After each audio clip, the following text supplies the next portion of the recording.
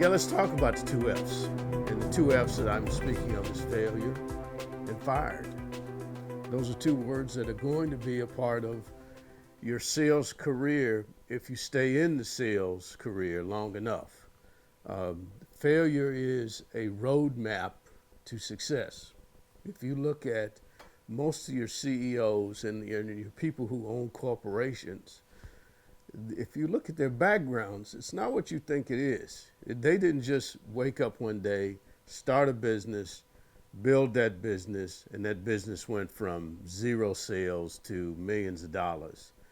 I know on locally, regionally, and nationally, I know some tremendously successful people that failed miserably on a number of occasions getting to success.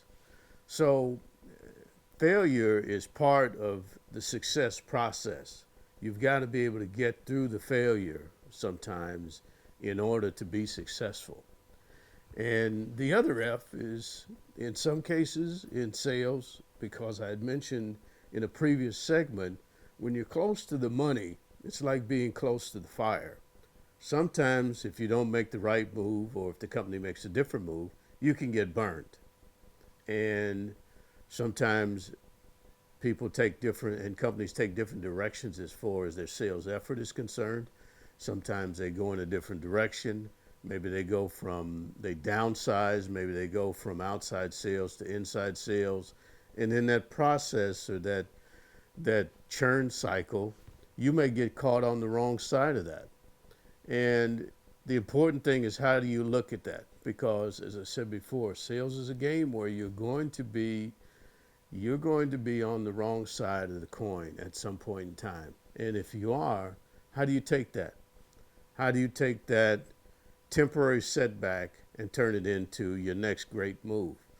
And I'll say, in a couple situations, getting fired could be the beginning of you starting a business that you've been talking about for years, or starting a company that you've been talking about for years at home.